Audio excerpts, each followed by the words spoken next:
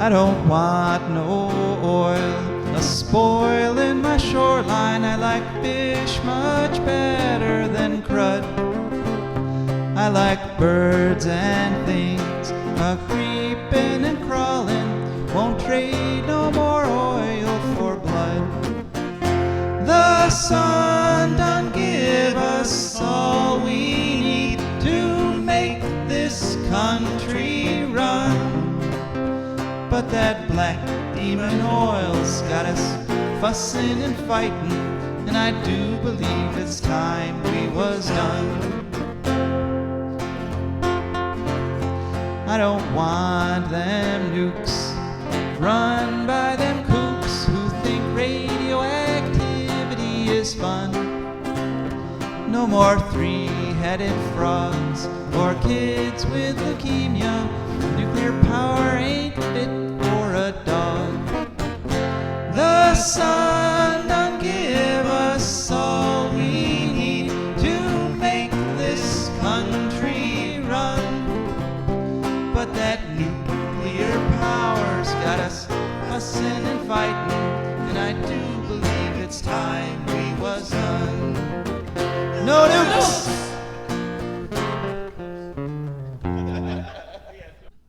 Good morning, Toledo, and good afternoon, Columbus, and hello to those of you listening on the internet, wherever and whenever you are.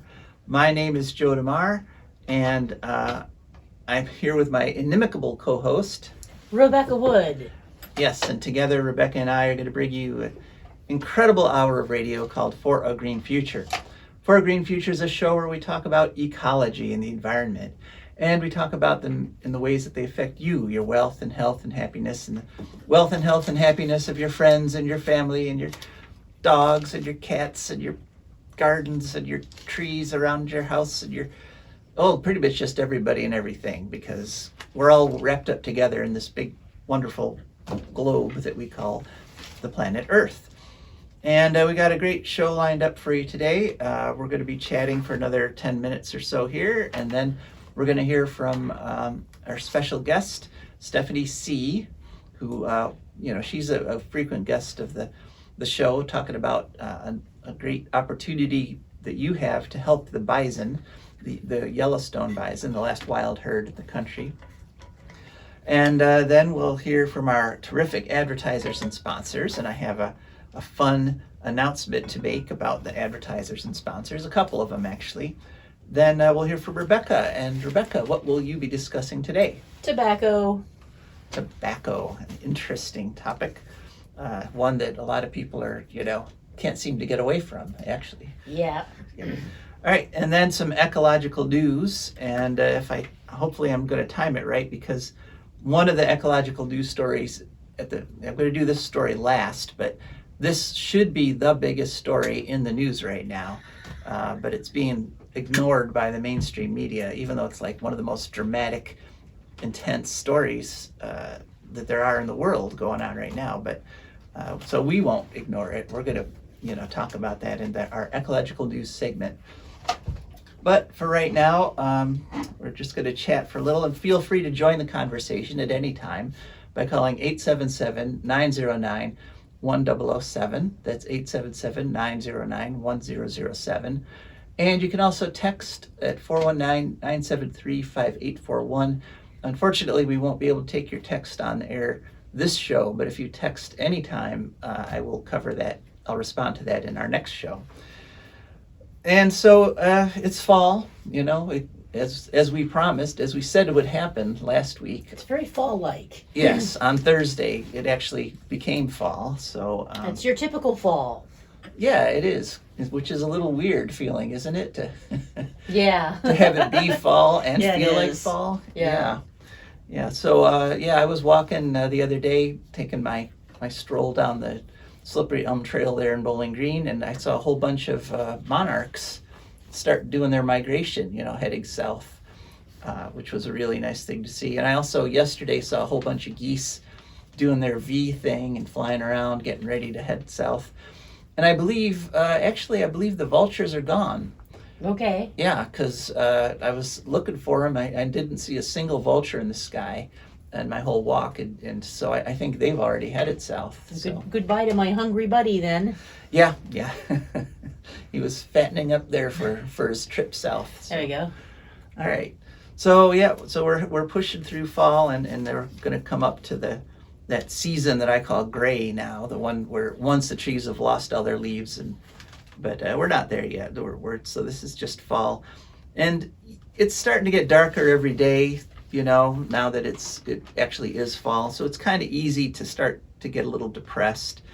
And I have to say, I lost another friend to cancer recently. A lot of people in Bowling Green knew him. His name was Todd Childers, and this one was especially hard because it was only 20 days from his diagnosis to him passing away.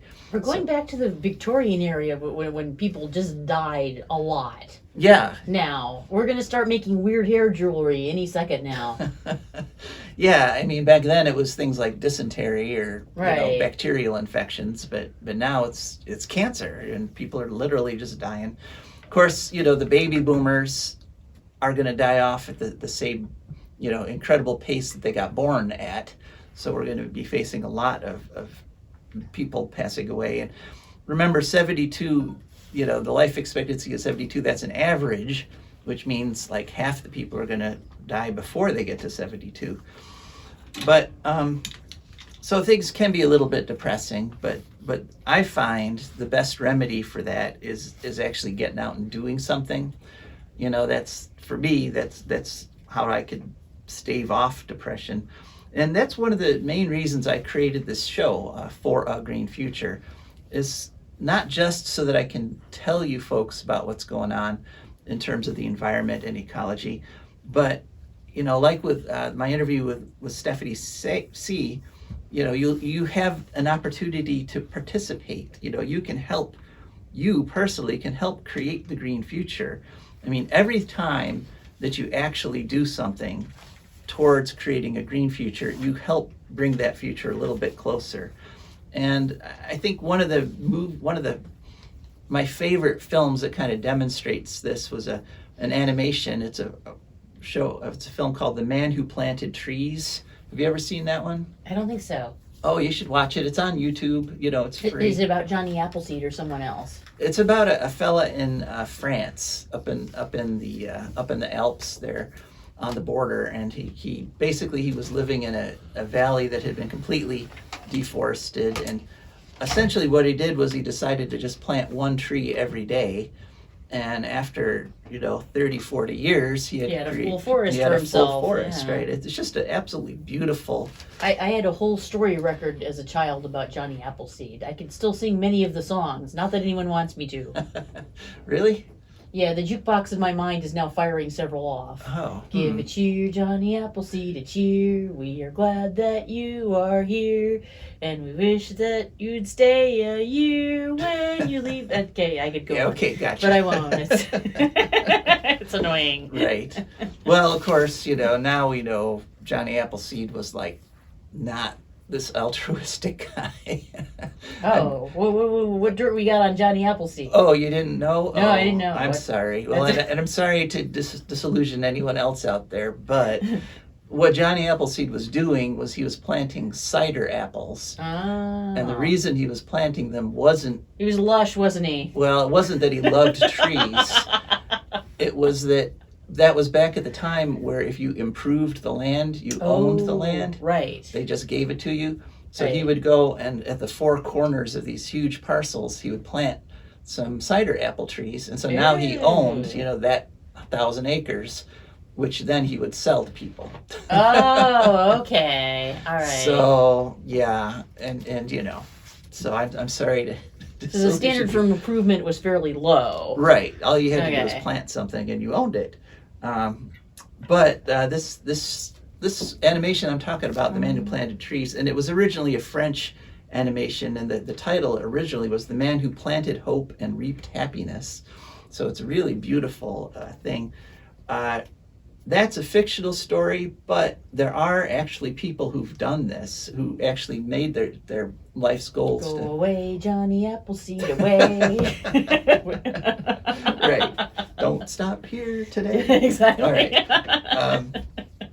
Yeah, and in fact, I was watching a little documentary. There's a place in New Zealand called Hinawai, where they did this. Basically, they had an area that had been grazed down to nothing, and they managed to restore it all the way from the tops of the mountain all the way down to the ocean, and that's just a beautiful, beautiful story. So my point though is that you don't have to reforest a valley to help with things. I mean, literally every time you do anything, it's kind of like since this is a sports station, we're in this huge sports game. It's the finals.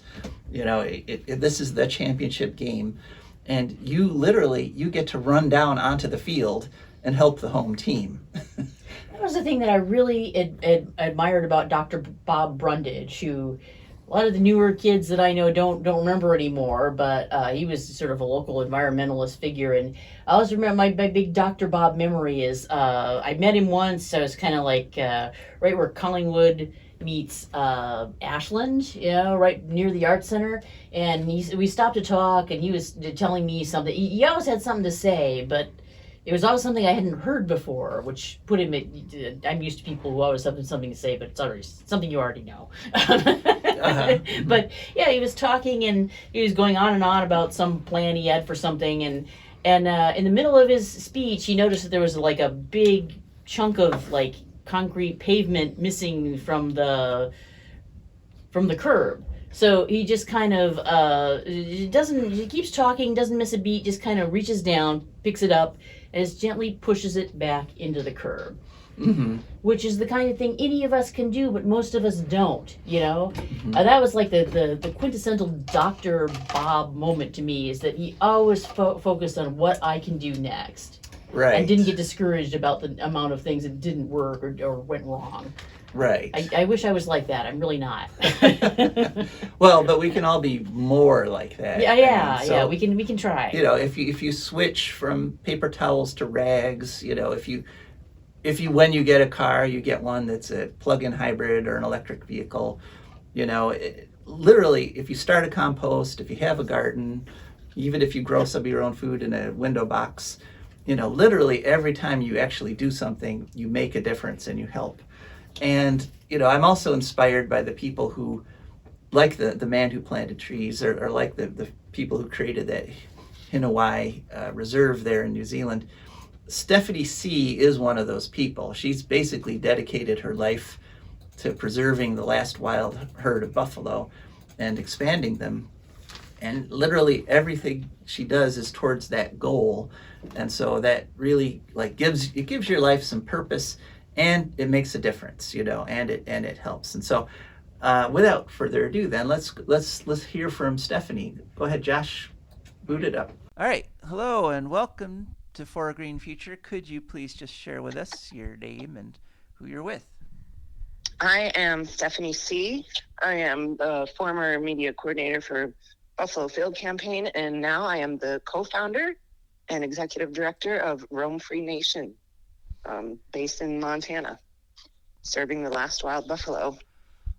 Now, the reason I asked you on this week is because there's something kind of important in the whole battle to protect the Yellowstone bison, something that's happening on the national level there. Could you please share with us what's going on? Yeah, and it's a really, really big deal. So there's been a lot of advocates trying to gain Endangered Species Act protection for the Yellowstone population, the last continuously wild herds. And it's been in for years. There was petitions filed in 2014, and there was 2 other petitions filed in other years. And U.S. Fish and Wildlife Service is now finally saying that, you know what, we have reviewed these again, and we feel that there is substantial evidence for us to consider listing the buffalo as an endangered species. So in June, they announced this, and they recently opened up a public comment period for people to share information, submit evidence that demonstrates that wild buffalo warrant Endangered Species Act protection, which we know they do. And so this is a really incredible opportunity for us to gain them that protection. And truly, if they don't get it, not a lot is going to change. This is kind of their chance to really be able to roam free, to reestablish themselves on the lands that are their birthright, to restore themselves throughout Montana and beyond. So this is a really big deal. And the public comment period, it's really interesting. Usually you get like a 30-day, 60-day, 90-day. This comment period is open until June 4th, 2023. So we have quite a while, which means hopefully we'll gain a lot of traction and get a lot of people commenting on this in support of ESA protection. And we have a take action for folks who are on Facebook. If you look up the group Buffalovers, Buffalovers, we have a take action item that's pinned to the top of our page. And we offer all the reasons why the buffalo warrant Endangered Species Act protection. And we can go through those. Okay, well, first, let me do a little backup, a little history here. You say a lot of organizations were involved in asking for this. There's a couple of bigger ones. Western Watersheds Project and Buffalo Field Campaign submitted the initial petition in 2014. And it's interesting because Buffalo Field Campaign now has openly come out in support of hunting the buffalo, tribal hunting. So it's kind of a double standard on their part. But this petition was submitted in 2014. It was initially rejected by the U.S. Fish and Wildlife Service. Then it was that decision was legally challenged, and a federal judge ruled in the buffalo's favor.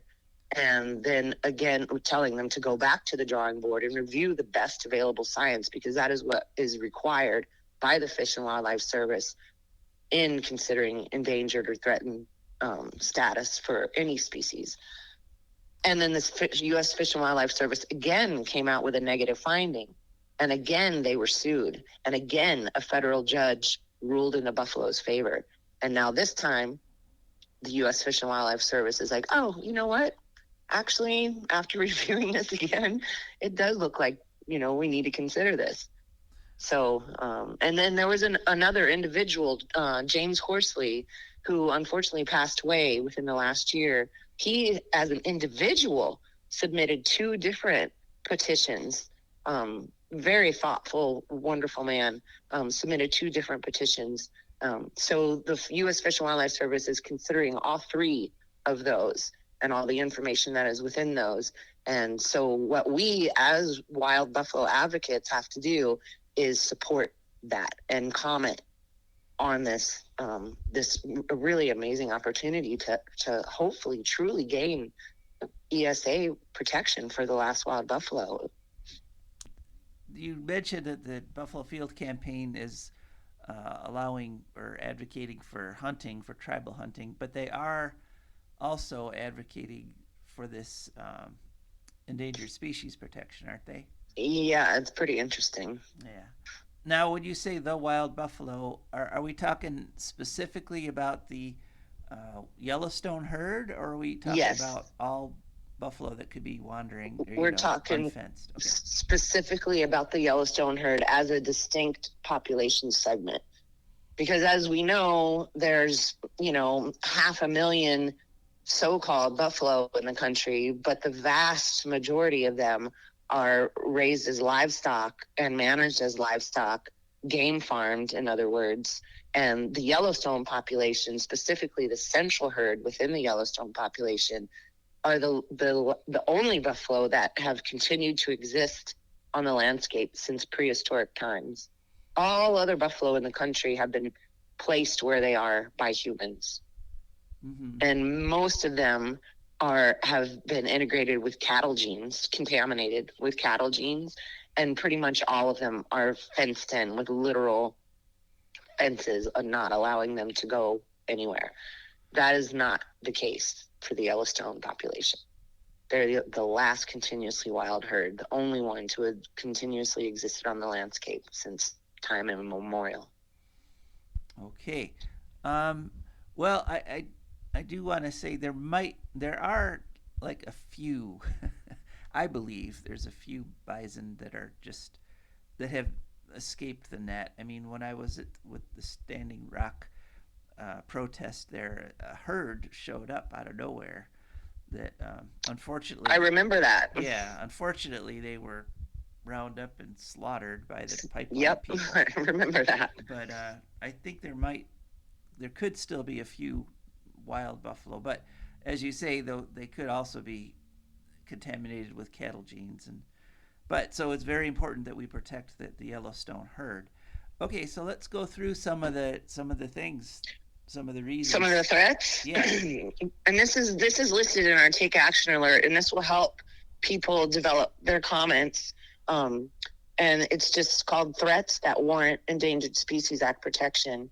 And it is a long list, but let's do it because this is the deal. So the state of Montana's cattle industry's unreasonable intolerance for native wild buffalo. They view them as competitors for the grass. Then there's the Interagency Bison Management Plan, which is a joint state, tribal, federal plan that facilitates the destruction of wild migratory buffalo through capture for slaughter and quarantine, which is domestication, also excessive hunting, hazing, forced removal, and unnecessary and harmful scientific experimentation, which is all to benefit Montana's livestock industry. Then there's the excessive hunting along Yellowstone's north and west boundaries that blocks migration to available habitat, prevents restoration, and results in numerous pregnant females being killed, which also reduces the population, obviously. The presence of invasive cattle, along with the accompanying fencing that takes away critical habitat. Threats of disease from invasive cattle, such as brucellosis, which the cattle industry cries around about, saying, buffalo threaten their cattle with this disease when it was in fact cattle who brought this disease to the country.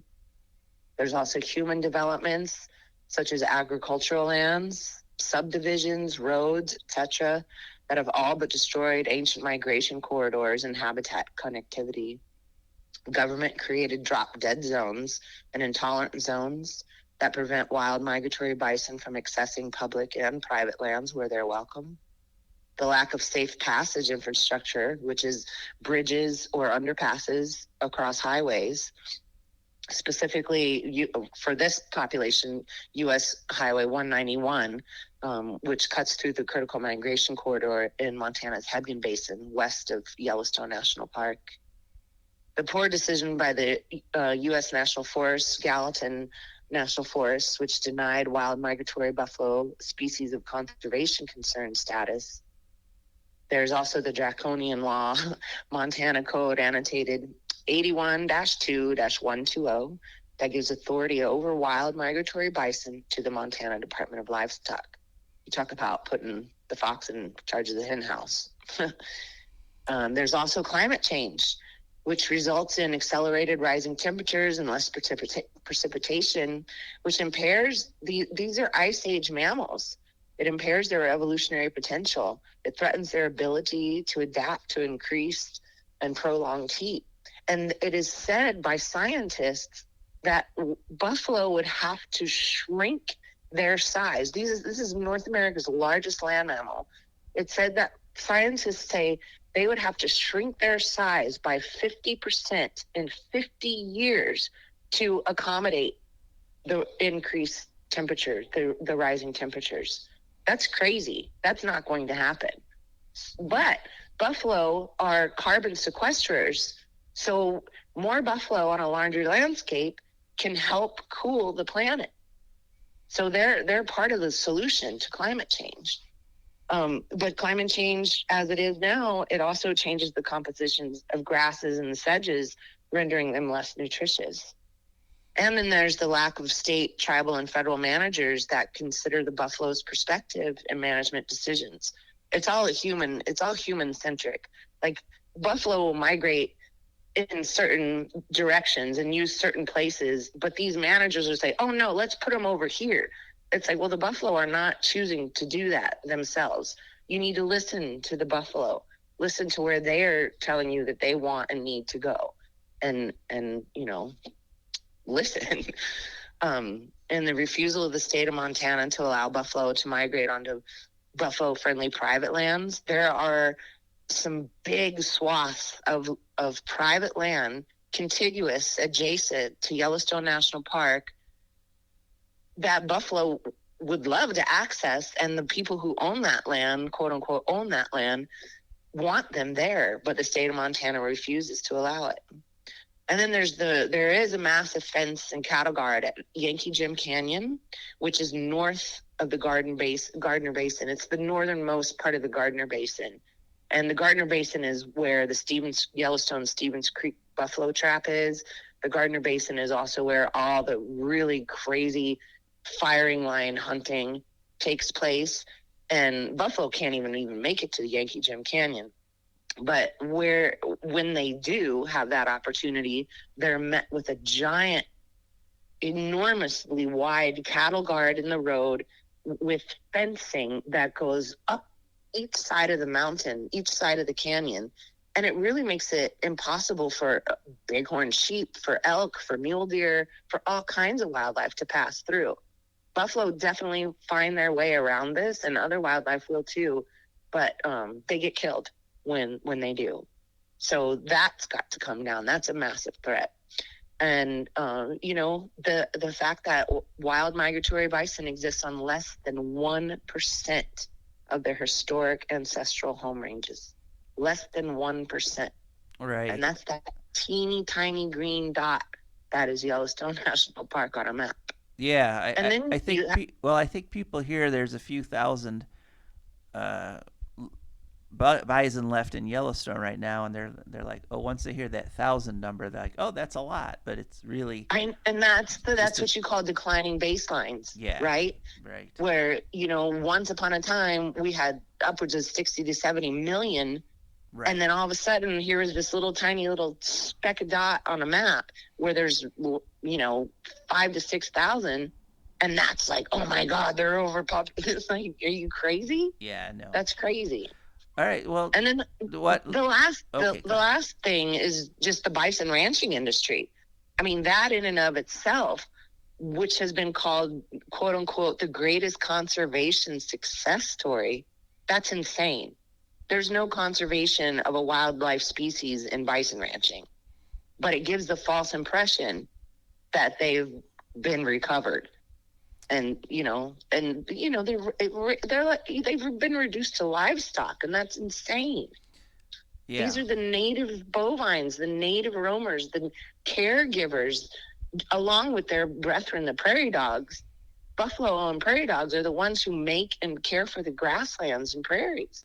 Right, and grasslands, it turns out, are actually better carbon sinks than forest. I've been reading lately. So, all right. Well, thanks so much for filling us in on all that. Could you talk a little bit about this project that's you've been working on for a while that's finally getting launched? Oh man, we are so excited. So we're starting our own organization, and it has taken a while. The reason is because we feel, we live that the buffalo need to have people representing them from their perspective, a buffalo-centric perspective. And so we are starting our organization. It's called Roam Free Nation, and we will be launching it this coming week. We will be going public. We will be sharing our website and Facebook page, and it's all about, the focus is on the Yellowstone buffalo as an umbrella species, but we will also be helping out our allies with other issues, other wildlife issues, other indigenous related issues, land and water issues. But but we're really excited, and yeah, it's coming soon. Roam Free Nation, and you can find us on Facebook, Roam Free Nation, and we'll have roamfreenation.org is our website. So I don't, it's taken so long. It's been about a year and a half, and I've been chomping at the bit to get this going. But we have myself and 3 other former BFC people who are at the helm of this, and we're really, really excited. And, you know, we're probably going to be small for, who knows, maybe forever, but we're going to represent the buffalo's perspective. And that is the most important thing. All right. We will be looking for that, Stephany. Heck yeah. Thanks so much for talking with us. Oh, yeah. Thank you so much. And thank you, folks, for listening to our interview with Stephany Seay. Okay, now we come to that part of the show where we talk about our patrons and sponsors. Yay. For a Green Future is brought to you by the Wood County Park District. The Wood County Park District is a natural resources and conservation agency. They protect natural spaces, maintain quality green spaces, provide engaging programming, and they teach people to love and respect nature. They restore wildlife habitats, and they lead outdoor adventures. Wood County Parks protects natural spaces in Wood County for all to enjoy, from 8 a.m. to 30 minutes past sunset every day of the year.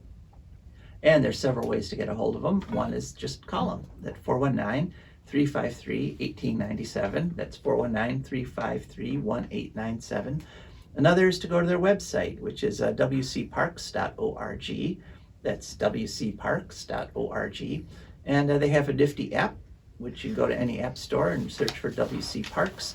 And they're on all the social media, Instagram, Facebook, Twitter, etc., etc. And just a couple things I wanted to announce, switching over to announcements about the Wood County Park District. They yesterday they had their annual native plant sale, which I went and bought a bunch of native plants, which I went ahead and planted in my yard. A lot of people don't know that the fall is actually one of the best times to plant stuff, so that was great. And then next weekend, Saturday, October 1st, from 11 a.m. to 3 p.m. at the Carter Historic Farms on 18331 Carter Road in Bowling Green, they're going to have their annual Heritage Farm Fest. And what it is Carter Historic Farms is a working farm that is farmed using the methods from the 1920, or from the early part of the 20th century, the pre-pesticide and herbicide times. And so all the food there is organic because it's grown in the ways that they grew stuff before they had chemicals to work with. And this is when they feed all that food they grew to anybody who wants to come. So it's tons of free food, plus games, and you get to go on tours, and there's live music, and there's wagon rides, donut eating contest. I might actually participate in that. I don't know. Yay. But that's next Saturday at the Heritage Farm Fest at the Carter Historic Farms. And now for our patrons, and I have an announcement to make about patrons. Josh.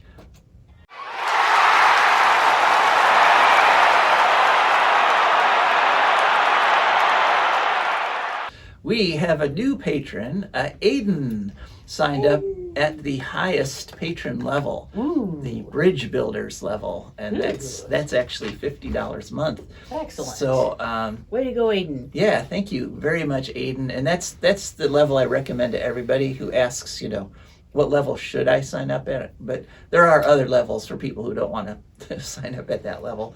But and in fact, we welcome any level of patronage at patreon.com. Aiden went to patreon.com, searched for A Green Future, and up popped our page.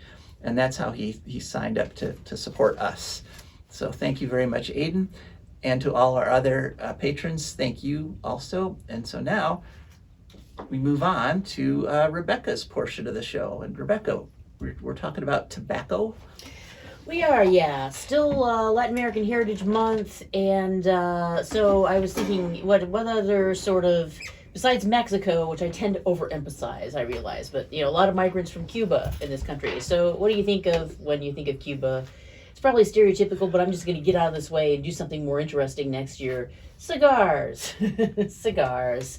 Okay. Which is actually appropriate because apparently the word tobacco comes from probably an Arawak word from the Caribbean. But there's several different contributing sources. Tobacco is a colloquial name for several species from the genus Nicotiana, from the family Solanaceae, which is the nightshades. So, crazy. Same family as tobacco's the same family as taters, maters, and the bad berries that you don't ever want to put in your mouth. So that is just one crazy family that does all kinds of stuff. Gives us all kinds of things. The two genuses most often cultivated are Nicotiana tabacum or Nicotiana rustica, which is less common. It's I think it's more potent is the idea. Of course, now, everything I say, you got to remember that the tobacco industry, when they make cigarettes, add all kinds of crazy stuff in there that makes it more addictive and more harmful. So, keep that in mind. But the active ingredients are apparently nicotine, which is an alkaloid, so opposite of an acid. It's actually pretty common in the nightshade family, so I don't know how much there is in maters and taters and whatnot, but apparently some, maybe, or other members of the nightshade family. Also, nicotine, incidentally, this has nothing to do with tobacco or nightshades, but it's common in a flowering shrub from Australia called Duboisia hopwoodi. So they're kind of pretty, you know. I saw a picture. It's nicotine is a stimulant and also an anxiolytic, which means it fights anxiety, which is one reason why people like it, I am sure. It also has something called harmine in it, which is apparently in greater quantities in ayahuasca, which is a psychoactive thing that is used for sacred purposes in South America, causes hallucinations or sacred visions, what have you. It has something apparently to do with serotonin. It's also used to treat Parkinson's, and also an anti-tumor agent. And it causes hypnagogic hallucinations, hypnagogic meaning pre-sleep. So, tobacco, though, before you start thinking it's a health food or something, just by itself, even without all the crap that the cigarette industry puts in it, causes a risk factor for diseases affecting the heart, liver, lungs, and many cancers also. It causes cancers. The WHO calls it the single greatest preventable cause of death. So it's kind of another example of the Jim Morrison effect. You know, it was used by Native Americans for various cultures, both for ceremonial and social purposes. But there's kind of, an established cultural framework for that. You know, you can't just, we latched onto it and just went crazy. Mm-hmm. We didn't have any sort of the safeguards, cultural safeguards in place or anything, and we probably shouldn't have messed with it to begin with, but we did. And it kind of changed the world. This is the thing. It's like the story of crops pertaining to various cultures in the New World is kind of the story about how world agriculture changed when the Americas were discovered in a lot of ways. The Spanish word tobacco, it's probably based on the Taino word for roll of tobacco leaves, as opposed to coibo, which is just the tobacco, or pipe. This is according to Bartolome de los Casas, who was the Spanish priest who tried to get the Pope to do something about the Spaniards massacring the Arawaks unsuccessfully. But they finally pulled they wrote a decree about it right after they were all dead, so, or mostly dead. There's also an Arabic word tubak, which is used for various herbs, so it might have kind of meshed with that, like, oh, it's like this other word we know, let's call it that. The first cultivation sites have been found in Mexico and are as old as 1400 to 1000 BC is when they were originated, apparently. And yeah, the Woodlands Native Americans believed that the smoke carried your prayers to the Creator, which kind of makes sense. This is something sort of visually going up. So, tobacco, it's shaking things up for better or worse, you could say. Yeah, and our Western, U.S. culture was built in by guys in tobacco-filled rooms. I mean, they took advantage of that. It's another thing. Like they made me read in college this book called, for my Caribbean and the Spanish Main class, called Sweetness and Power. It was just about sugar, like just about the cultural importance of sugar. And one big effect of sugar is that it allows you to give a lot of people a lot of energy very cheaply. That's not good for them in the long term, but that was kind of necessary to start the Industrial Revolution. We couldn't have had the Industrial Revolution, for better or worse, unless we had workers who could work for a long time for not much money, which means they needed cheap food, cheap portable food that with a lot of sugar in it. So in a lot of ways, like, he made a big deal about how the oppression of slavery in the Caribbean was of the slaves who were growing for the sugar cane. That was kind of necessary to oppress factory workers in Europe and America too. So it all hangs together. And in nicotine also, when you're just exhausted, can't go on anymore because you're making no money and can't afford much food, have a cigarette. It'll make you feel better real temporarily. Yeah, it'll get you through that last hour of work. So, all right, well, thanks for that report on tobacco. So now we go on to ecological news, and we've got a whole bunch to go through. And as I say, coming up, the final story, if you want to stick around, is what should be, the story that all the news stations are following, instead of, dripping on, every single change of expression that Trump has on Hannity or whatever. So, okay, but first story, we're going to start out with a very positive story, and that is South Australia. And South Australia is on its way to becoming 100% renewable energy run. South Australia is a huge area. It's the size. It's bigger than Egypt. It's bigger than Texas.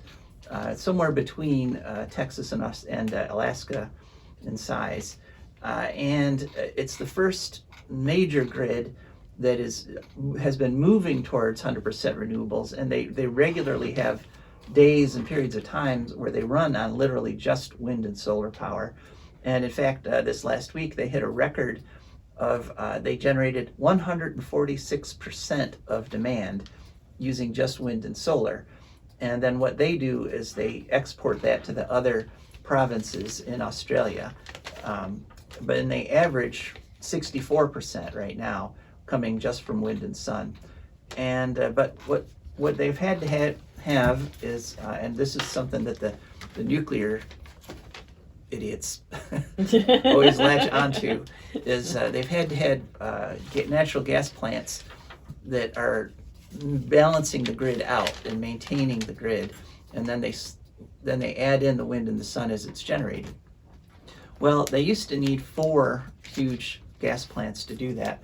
They shut down to 2, and part of that is because they're using these new things called synchronous condensers, and as opposed to synchronous generators. So synchronous generators need to burn natural gas or some other fuel to keep the grid balanced.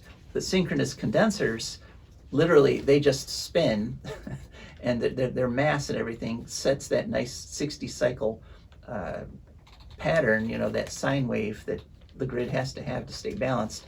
And they do that without burning fossil fuels. And so now they're pretty sure that they've got so much battery backup, and using these synchronous condensers, they're going to be able to shut down, switch from the 2 plants back down to 1. And right now the fossil fuels are only generating 5% of the electricity in South Australia. So once they shut one of those 2 plants down, they'll be down to 2%. and they're really sure that they're going to be able to shut the last one down and just use grid forming and grid referencing battery power combined with the wind and the solar power. So they are well on their way, and it gives the lie, the big capital L lie, to all those guys who say, and it is mostly guys, I don't know if you've noticed that, who say that we have to have nuclear power or we're going to have to rely on coal and natural gas. Well, many women are probably thinking it, but guys just in general talk too much, in my experience. Well, as a talk show host, it's hard to argue with that. What's sort of your job? Yeah, because by arguing with it, I'm proving your point. Yeah, exactly. See how right. you are? All right, but congratulations, good on you, South Australia. They're basically showing the rest of the world how it's done, and so that's You're darn tootin'. Yeah, so that's great. Next story, we go from Australia up to Canada, and this is actually a story I kind of missed this one when it happened back in March. But it's worth bringing up now, because what Canada did is they have rejected nuclear power as green power. Like the EU, Canada has what they call a green bond guide, and green bonds are for projects that benefit the environment, and they're served as an investment guide, and they cut nuclear out specifically. They said nuclear power is not green. And that's wonderful. And they also don't give nuclear power any tax credits or what they call capital cost allowances, which I believe that's what we would call accelerated depreciation. But they tossed nukes in terms of investment regulations. They tossed nuclear in with making weapons, fossil fuel projects, alcohol and tobacco, and gambling. Which is really appropriate, because literally, if you're running a nuclear plant, every day's a gamble. You're rolling those dice and saying, is this the day that we're going to melt down, or so that's a great thing for Canada. And the pro-nukers have been livid since then. They've been trying to get Canada to change its mind, but so far Canada's held the line on that, which is great. Yay! Good for them. Yeah, and then some more good news. In fact, now that I'm looking at it, all the news this week is good news. So that's like kind of a rare episode. So save this one and share it with your friends, because this is like one of our most upbeat ecological news episodes. So we go to Washington, D.C., and the Senate signs the treaty. It's something called the Kigali Amendment to the Montreal Protocol. And what this is it limits HFCs, which are hydrofluorocarbons. You might remember the Montreal Agreement that banned chlorofluorocarbons. Chlorofluorocarbons are the chemicals that famously destroy ozone and created the ozone hole over Antarctica. And so that's touted as one of the best successes of environmental legislation in history. Well, a lot of those CFCs were replaced by something called HFCs. So instead of chlorofluorocarbons, they were hydrofluorocarbons, which means hydrogen, fluorine, chlorine. The problem with HFCs, they don't destroy ozone, but they are incredibly potent greenhouse gases. In fact, they're 4,000 times more potent than CO2. And they don't stay in the atmosphere as long as CO2. CO2 stays up there like around 600 years. Hydrofluorocarbons only stay up there for 15 years. But during those 15 years, they are incredibly potent. And so the estimate is just signing this treaty will reduce global heating by 0.5 degree centigrade. So that's some really good news. 197 nations agreed to this treaty back on 2016. In fact, it was negotiated by the U.S. And it turns out the U.S. and China are the two biggest users of HFCs. The U.S. uses 37% of them, and China uses 25% of them. So together we make 62% of the HFCs going into the atmosphere. And, so that's great. It has fixed targets, a definite schedule for the phase down, and penalties for countries that don't phase down. China actually agreed to this last year, so they were ahead of us by a year. But unfortunately, the one problem with it, the one kind of is that it's only seeking to reduce it by 86%. It's not going to eliminate HFCs, but it's just going to cut it down by 86%, which is, not perfect. But it is also possible that once they've gotten rid of 86% and found the substitute chemicals that can be used in things like refrigerators and air conditioners, that they'll just, industry practice will just take care of that remaining 14%. But, but still, it's a win. All right. It's not a blowout, in that big competition we're having. It's not a shutout. It's not a no-hitter, but it is a win. So that's good news. All right, and now on to our final story. And this is the one, as I've said, this is the one which everybody should be following, like every detail and twist and turn of this story, as opposed to every little meaningless legal maneuver that Trumps are doing. The Democrats, we reported a couple weeks ago that there's the Manchin side deal on the Inflation Reduction Act, where Manchin said, okay, I'll give you that, but you give me the Trans Mountain Pipeline and you let me destroy NEPA, the National Environmental Policy Act. And Schumer agreed to that and said, yes, you can do that. I'll attach it to the spending bill in the fall.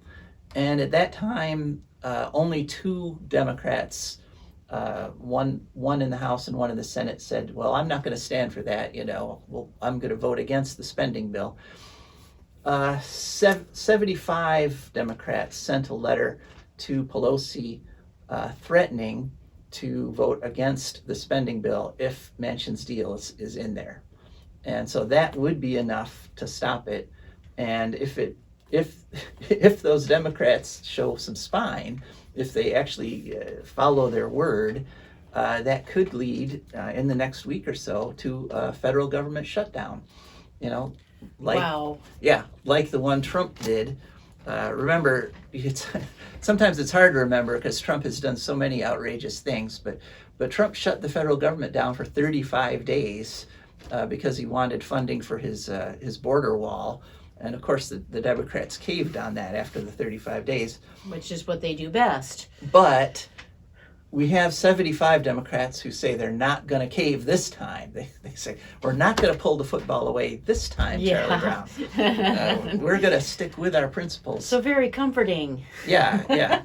And, if you're going to shut the federal government down, shutting it down to literally save the planet is a better reason than shutting it down to build, because you want to build this border wall, which doesn't work. It's been proven over and over again. Has not solved. Trump had built most of his border wall, and the immigration problem is bigger than ever. So obviously that's not the solution. But I feel like at least, everybody's so angry because they deported these immigrants and kind of, under false pretenses to the north, but at least from the point of view of the immigrants, they got them out of Florida and Texas. True. True. Yeah. If they knew what Florida and Texas are actually like, they would be in favor of this. Right. But this is actually being opposed in the Congress by both Republicans and Democrats. Right. The Republicans, because they say, we don't want to destroy NEPA, which is probably the most important environmental law ever passed. It was passed during the Nixon administration, interestingly enough, and it's been used to stop many disastrous environmental projects. But the Republicans are opposing it because they say it doesn't destroy the environment fast enough. We need to get rid of all the legislation, not just gut what's there. We need to eliminate environmental regulations altogether. So it's possible that even if the Democrats do, buckle under this, enough Republicans might hold the line for the wrong reasons and still block the federal budget from passing. I don't know. It's a very complicated situation, and you've got the so these are mostly the environmental, mostly the more liberal Democrats. There's of course the corporate Democrats who are telling the liberal ones, look, just cave like you always do. We got to get this done. We can't afford a government shutdown. So this is a big, complex, huge fight that's brewing, and one that'll affect all of us, because when the federal government shuts down, it causes all kinds of problems for everybody in the country. And so this is what should be on the headlines. This is what we should all be, following each little twist and turn. But they've taken it off the air. They're literally not talking about it, which means there's tons of stuff going on in back rooms, tons of deals being made, tons of arms being twisted that we should know about, but we're not being told, except on shows like ours, For a Green Future. Yes. And we will continue to do that as long as we can, and as long as you continue to support us. So thank you so much for listening. This is Joe DeMare. And Rebecca Wood. And we are signing off.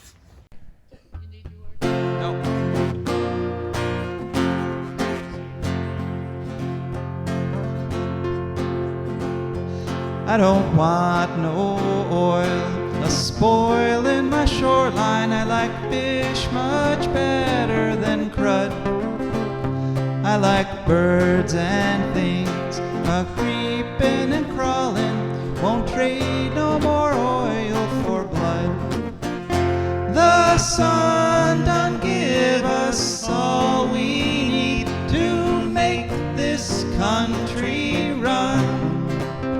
But that black demon oil's got us fussing and fighting, and I do believe it's time we was done. I don't want them nukes run by them kooks who think radioactivity is fun. No more three-headed frogs or kids with leukemia. Nuclear power ain't fit for a dog. The sun done give us all we need to make this country run. But that nuclear power's got us fussing and fighting, and I do believe it's time we was done. No nukes!